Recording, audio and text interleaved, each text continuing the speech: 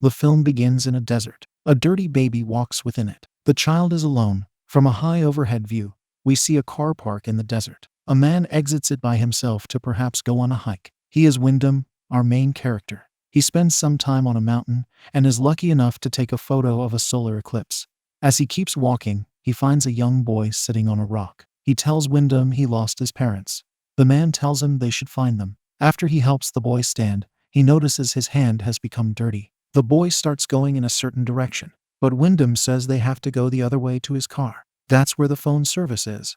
The boy does not listen to him. He keeps walking in his chosen direction, because that is where he says his parents are. So Wyndham resorts to following him. Eventually, he tells the boy they can't keep walking. He asks when was the last time he saw his parents, a question left unanswered. Wyndham starts taking him the other way, and the boy barks not to be touched. He even uses profanity on the man. When the boy keeps going his own way, Wyndham decides to abandon the quest to find his parents with him. At nightfall, the man keeps walking alone. He hears noises that sound like voices, making him yell out if anyone is there. However, no one answers him. He seems lost and lies between rocks to try to sleep. There is strange music playing in the distance. Unable to sleep, Wyndham resumes walking until he happens across an area that descends a respectable distance down. He hears singing and sees a person walking down there. There is also a house right there in the desert. Wyndham finds a ladder connected to the giant rock. He uses it to descend to the lower area before knocking on the house's door. No one answers, so he allows himself inside. He sees a lady there and tells her he is sorry for entering. His excuse is that he is lost. The lady is Alina, who isn't remotely shocked by a stranger entering her home. She says she is alone and made food she can share with him. He thanks her, but he just needs to get back to his car. She ignores his statement, telling him to eat. He doesn't argue with her and joins the hospitable Alina at the table. He tells her about the boy who lost his parents. Oddly, she doesn't respond to him. She does not even focus on the stranger to acquire a sense of who he might be. Then he asks what her name is. Another question he might as well not have asked. Trying to eat the soup, Wyndham is bothered by something in it. He gives it to Alina, saying he's not hungry. She takes it without saying a word. What he certainly wants is water, which she provides. She says he looks tired and should rest.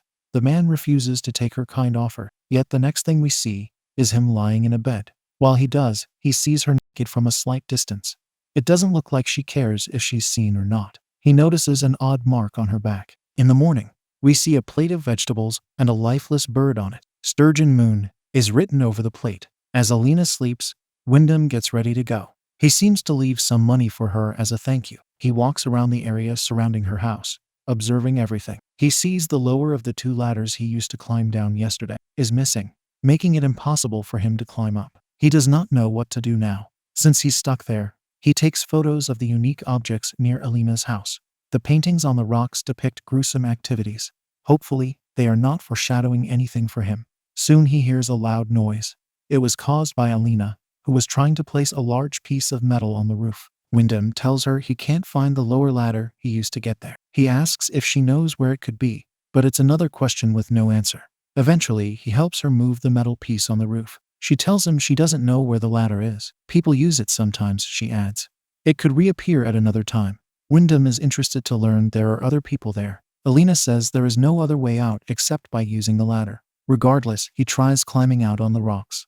As he does, he yells if anyone can hear him. Later, the lady offers to wash his clothes for him. He thanks her, yet all he wants is to get out of there. She asks what his wife will think, and he replies he does not have one. In a short time, he gives in by giving her his clothes to wash. At night, he is sleeping in her house again. Hearing a strange sound, he wonders what it is. Thus he goes outside to check. The man hears more distant noises out there. Come morning, he searches for something in the drawers until he finds a pickaxe. He uses it to try climbing out of the area that has trapped him. During his climb, Wyndham yells out to anyone who might be up there. Suddenly, something falls from above, startling him and causing him to fall too. He loses consciousness and wakes up only at night. The man screams in pain because the pickaxe is stuck in his leg. Interestingly, Alina never helped him in all that time he was out. Now she draws near, and he says there are people up there. She takes out the pickaxe, prompting Wyndham to scream in excruciating pain. At a different hour, he lies exhausted in bed. He sees a little boy whose face is obscured. Eventually, he gets out of the house, limping due to his injury. He takes Alina out of the house with anger and demands that she help him. Again, he yells out to whoever could be on top. This time, his voice is laced with frustration. Since no one answers him, he starts blaming Alina for imprisoning him there. He wants her to know he has work and people who depend on him. Wyndham loses his calm with her. Considering how crazy his situation is, he pleads for her to tell him what is going on. The lady merely says she can take care of him, but he doesn't want her to. He simply wants his life back. The distraught man tells her to get away from him. Soon he sees someone above, yelling to him. Wyndham gets excited and yells back. He tells the guy about his unfortunate situation. He even tells him to call the police. The stranger says he can help, which Wyndham thanks him for. Then the guy tells him his sister wants to know what Wyndham's favorite color is. It's an inappropriate time to be asking such a question, yet Wyndham says it is red. Oddly, the stranger asks if he is sure about that, and the man confirms he is. Thus, the stranger assures him he will return with help. Later, Wyndham sits, looking at his driver's license.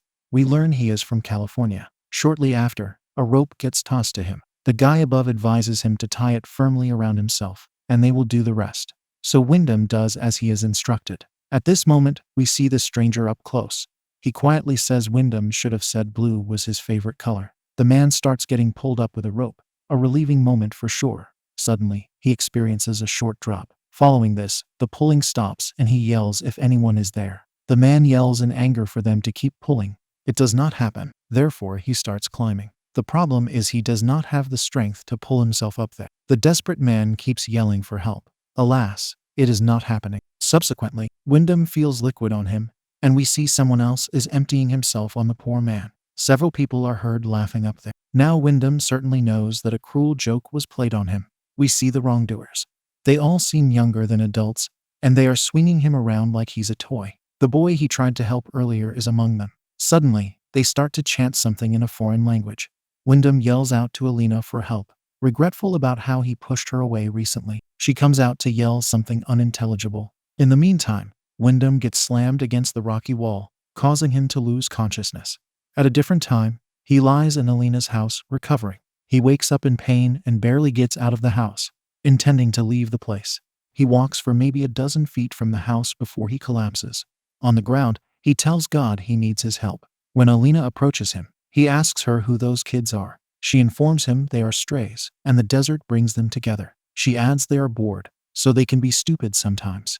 She told them to stop in a language native to the people around there. Alina advises the man he can't be out there. He needs to rest.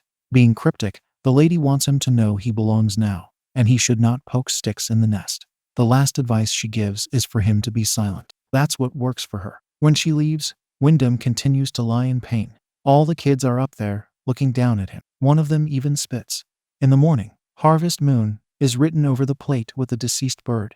Alina takes out a bird from her cage to release it outside. As the duo eats, which Wyndham no longer shies away from, the lady says his clothes are ruined. She takes out some clothes for him to wear. She gives him a sweater for when it gets cold, but he says that won't be necessary, fearing that it means he would have to stay there for a long time. The man is not ready for his life to turn around so drastically. The next scene has him putting something into the earth. Meanwhile, one of the wild kids lowers materials with a rope, telling Wyndham he should take them. It seems like the kids supply them with whatever they think the duo needs. Inside the house, they unload the bags to acquire 2 bottles of alcohol, plus other things like chocolate. The kids' desire to feed them and mess with them confuses Wyndham. He asks Alina whether she cares anymore. Unsurprisingly, she does not answer. At night, they eat chicken soup. Since she keeps being silent, he says he thought a lady her age would want to speak more. His statement does not prompt her to break her silence. He is very curious to know what is going on inside her mind. When he goes for the alcohol bottle, she firmly grabs his hand to tell him he's had enough. Then he hears the wrongdoers in the distance and asks Alina what they want. She doesn't know. Their wild yells make him decide to leave the house, but she warns him not to go when they are like this.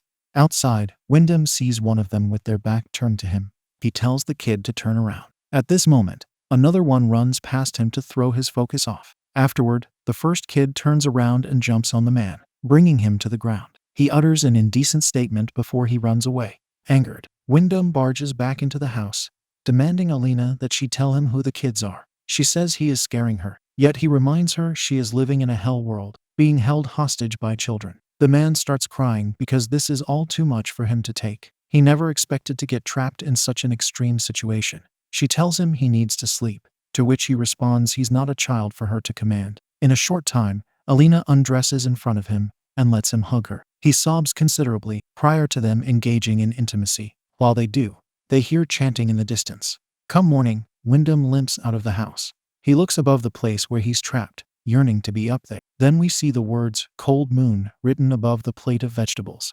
The man sits near the small garden he's created. One of the kids from above asks him what he's doing. Wyndham says he's growing food. He also says it's a microcosm down here. The boy doesn't know that word, so Wyndham educates him on its meaning. It prompts the boy to learn more things. The man says he would be happy to teach him.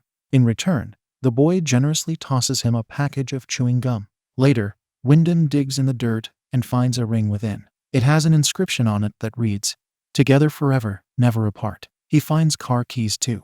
Inside the house, he looks at a portrait of an elderly woman and tells Alina he feels like the woman is watching him. We learn the woman was her grandmother. Alina calls her ugly, a description her companion actually agrees with. He says Alina does not look like her. Once he asks what she remembers about her grandmother, Alina says she knows the woman loved her always, like Alina will love this child. Wyndham is confused about what she said, and she clarifies she has a child growing inside her. Since this brings great unease to him, Alina says she's not telling him to be the father. She merely wants him to know the baby will be partially his.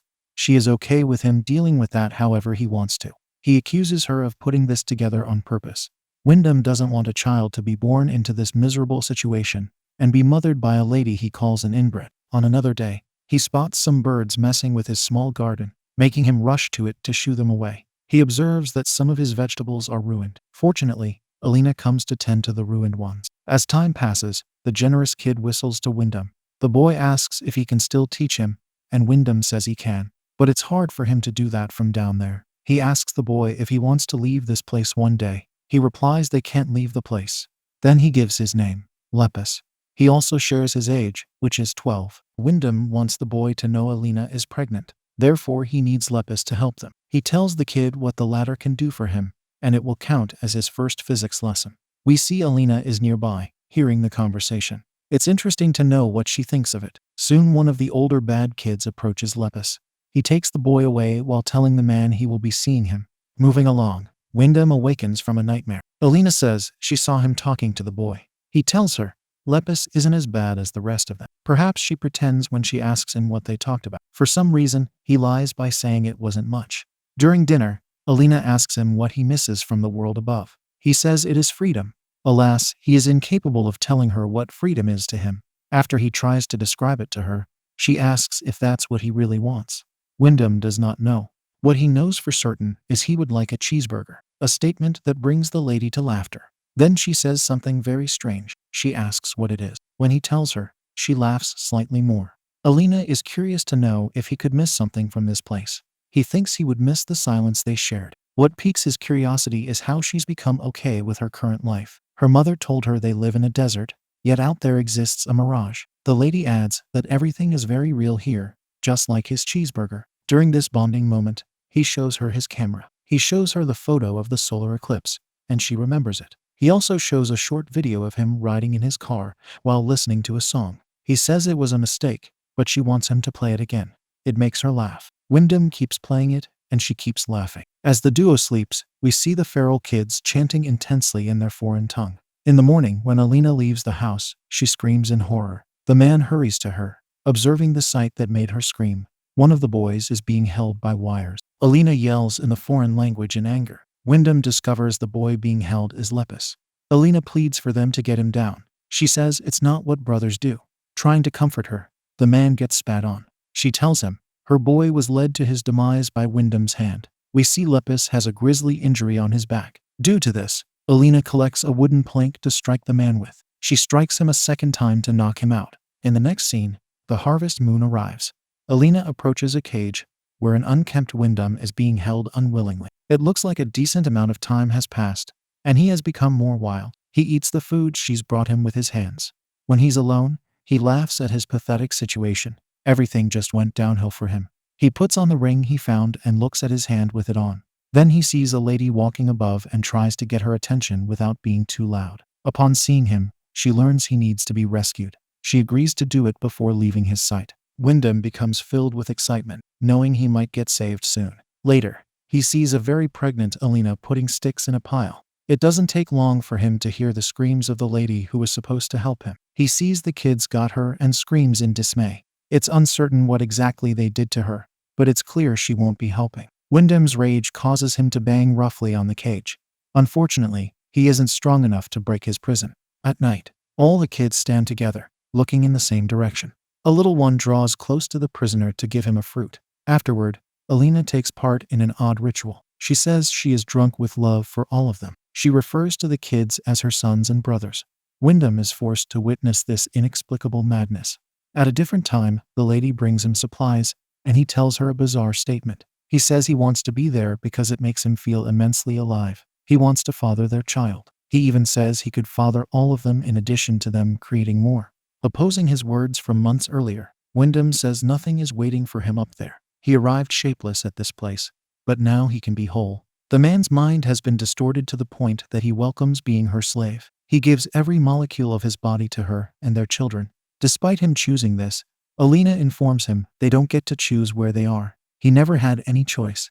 Angered, he says there is a part of him inside her. It's not just her baby. He wants to know why she's keeping him there. Until their daughter is born, Alina says, he will stay. That is their way. As she is leaving his sight, he aggressively repeats for her to either free him or eliminate him. Then we see the blue moon. Alina opens Wyndham's cage and pleads for him to help her. He struggles to get out of his restrictive prison. She says she is having the baby. Interestingly, he starts helping her instead of fighting. It's uncertain how truthful his words were earlier, yet they were evidently truthful to a degree. As he walks with the lady, he sees the ladder that vanished long ago. Thus, he starts taking Alina to it. When she falls due to her severe pain, Wyndham decides to go alone.